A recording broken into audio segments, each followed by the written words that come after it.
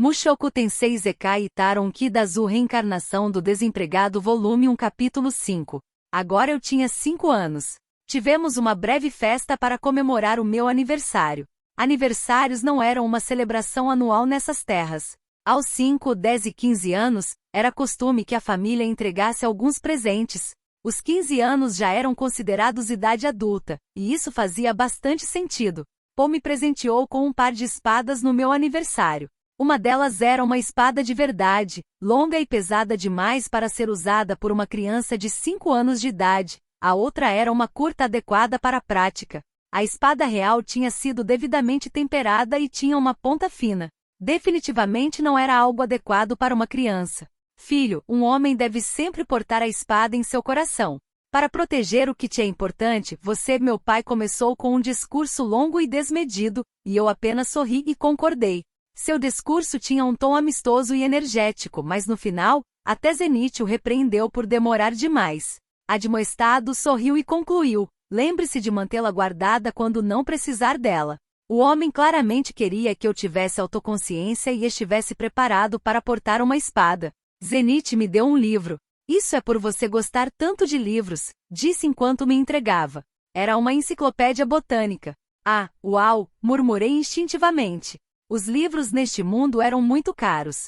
Eles tinham seus meios para fazer papel, mas ainda não tinham meios de impressão, então tinha que ser tudo manuscrito. A enciclopédia era espessa, completa e com ilustrações, cheia de descrições úteis e fáceis de entender. Eu só podia imaginar o quanto devia ter custado. Obrigado, mãe. Eu sempre quis algo assim.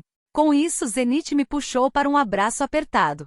Roxy me presenteou com uma varinha. Era uma bem pequena, com aproximadamente 30 centímetros de comprimento, com uma pequena pedra vermelha cravada na ponta. Criei ela ontem, disse Roxy. Tinha esquecido por completo, já que você usa magia o tempo todo. O mestre deve criar a vara ou varinha para que seu aprendiz possa usar magia elementar. Peço desculpas por esquecer. Por mais que ela não gostasse de ser chamada de mestra, Roxy parecia relutante em não seguir as tradições. Obrigado, mestra, falei. Vou cuidar bem disso. E Roxy fez uma careta. No dia seguinte, comecei a de fato treinar com as espadas. O foco estava na prática do balanço e nas posições fundamentais. Tínhamos em nosso quintal um boneco de madeira para praticar minhas posições e estocadas. Meu pai me ajudava com meu trabalho de pés, equilíbrio e coisas do tipo. Foi muito bom de fato começar a aprender o manuseio da espada. Habilidades com espadas eram algo crucial neste mundo. Até os heróis que apareciam em livros costumavam usar elas. Às vezes usavam machados ou martelos, mas esses eram a minoria. Ninguém usava lanças, já que os desprezados, faziam uso de tridentes. Era comum pensar que uma lança era algo maligno. Quando uma aparecia em alguma história, normalmente era usada pelos piores vilões possíveis, do tipo que devorava tanto amigos quanto inimigos, que abatiam todos sem discriminação. Assim sendo, a arte da espada era muito mais avançada neste mundo do que no meu antigo. O mestre espadachim poderia cortar uma pedra com um único golpe ou arremessar sua espada em alta velocidade buscando atingir um inimigo distante. Paul possuía habilidade suficiente para os cortes. Eu queria aprender os princípios por trás de tudo isso, então ele demonstrou várias vezes enquanto me elogiava e incentivava. Provavelmente se sentiu bem ao ter seu jovem filho, que já era capaz de usar magia avançada, aplaudindo e torcendo enquanto o admirava. Ainda assim, não importa quantas vezes me mostrasse o truque, eu não sabia como ele fazia. Então pedi por explicações. Dê um passo à frente com um HNGH e depois FAM. Tipo assim? Não, seu estúpido. Esse aí foi um passo à frente com um HMPH e depois um vão. Eu disse HNG e depois FAM. Suas pisadas precisam ser mais leves. E foi isso. Era apenas conjectura da minha parte, mas me parecia que neste mundo, a magia estava entrelaçada com a arte da espada. Era visivelmente diferente dos efeitos mágicos chamativos criados pelos feitiços e, no lugar disso, estava interligada à melhoria de capacidade física e ao fortalecimento da própria espada. De que outra forma seria possível se mover em velocidades tão incríveis ou dividir uma enorme pedra em duas partes perfeitas? Paul não usava a magia conscientemente. Era por isso que não conseguia explicar como fez o que fez. Isso significava que uma vez que eu conseguisse reproduzir suas ações, seria capaz de usar a magia para me dar impulsos físicos. Teria que me satisfazer com isso. Neste mundo, existiam 3 escolas de espadachins. O primeiro era o estilo Deus da Espada. Esse estilo mantinha a ideia de que a melhor defesa era um bom ataque e focava em golpes de alta velocidade. Com o objetivo de ser o primeiro a acertar o adversário, a maneira ideal de acabar uma luta séria com um golpe único. Se o oponente continuasse de pé, o praticante continuaria atacando ao lançar fintas novamente até que saísse vitorioso. Se eu tivesse que comparar a algo do meu velho mundo, o mais semelhante seria o Satsuma Jigen Ryu-1. O segundo era o estilo Deus da Água, o extremo oposto ao Deus da Espada. Era uma forma defensiva, focada em impedir ataques e depois no combate. Seu princípio central era na defesa e não agressão, o que não permitia muitas aberturas para o praticante atacar, mas um verdadeiro mestre seria capaz de desencadear um contra-ataque em qualquer oportunidade que aparecesse, e realmente quero dizer qualquer oportunidade, incluindo se fossem disparos ou ataques mágicos. Dado seu foco na defesa, esse era o estilo preferido pelos guardas reais e pelos nobres. O último era o estilo Deus do Norte.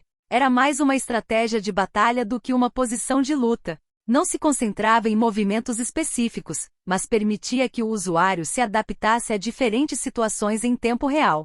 Segundo Paul, essa abordagem envolvia vários truques baratos e manobras inteligentes, mas o domínio do estilo produzia resultados verdadeiramente fantásticos.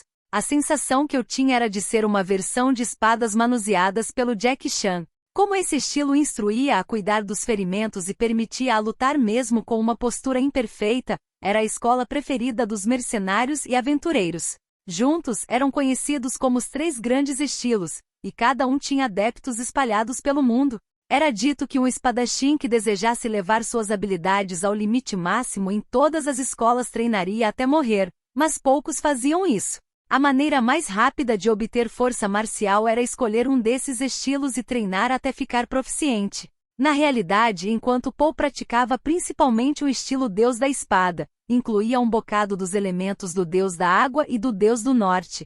Parecia que a maioria das pessoas não se dedicava a aderir um ou outro estilo exclusivo. Assim como com a magia, a arte da espada estava dividida nos seguintes níveis de habilidade: iniciante, intermediário, avançado, santo, real, imperial e divino. A parte do Deus no nome de cada um dos estilos era proveniente dos epítetos 2 dados aos fundadores de cada escola. O primeiro espadachim da escola Deus da Água, por exemplo, conseguia usar feitiços de água do nível divino. Ter um nível divino tanto na perícia com espadas quanto na competência mágica resultou em um guerreiro obscenamente poderoso. Além disso, era normal se referir aos espadachins como Deus da Água ou Santo da Água, de acordo com seu nível de proficiência. Para os magos, era tradição adicionar o nível a essa descrição. Roxy, por exemplo, era uma maga de água de nível santo. Paul decidiu que eu aprenderia o estilo Deus da Espada e o estilo Deus da Água. O primeiro seria para ter uma boa ofensiva e o segundo para uma boa defesa. Mas pai, falei, com base no que você me disse, parece que o estilo Deus do Norte é o mais equilibrado dos 3. Não seja ridículo. Isso não é nem um estilo, na verdade, não passa de lutar balançando uma espada. Ah, entendi. O estilo Deus do Norte era claramente o mais estranho dentre os 3 grandes estilos. Ou era por isso, ou Paul simplesmente não gostava dele.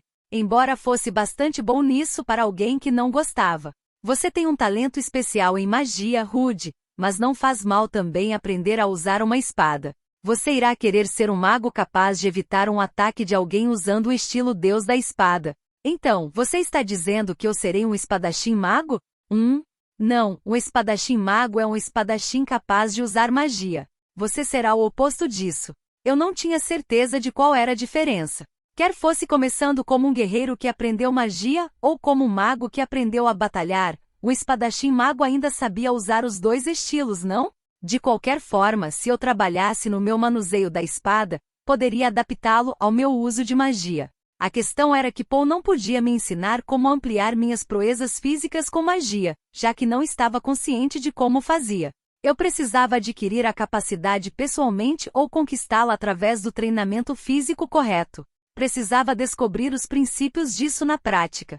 Por um momento Paul ficou perdido em pensamentos com uma expressão desconfortável no rosto. Você não gostou da arte da espada, não é? Perguntou depois de algum tempo. Ele só estava dizendo isso por eu ter aptidão com magia? Devia estar preocupado com a possibilidade de eu não querer treinar o manuseio da espada. Não me entenda mal, não tinha problemas em praticar isso.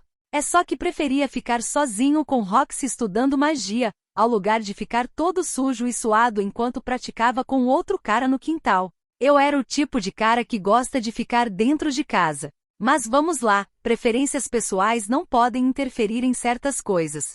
Decidi me esforçar na minha segunda oportunidade de viver, e isso significava que iria tentar o meu melhor tanto com a magia quanto com a espada. Não falei, quero ser tão bom no manuseio de espada quanto na magia. Paul ficou exuberante de tanto orgulho e balançou a cabeça alegremente enquanto levantava sua espada de madeira, adequada para as práticas. Muito bem então. Vamos lá. Venha até mim. Ele era um homem bem simples. Espadas e feitiçaria. Eu não tinha certeza sobre em que confiaria mais. Honestamente, ficaria bem com qualquer uma das opções. Mas também era meu dever estabelecer um bom vínculo com meus pais enquanto ainda era jovem. Certo, pai? Gritei.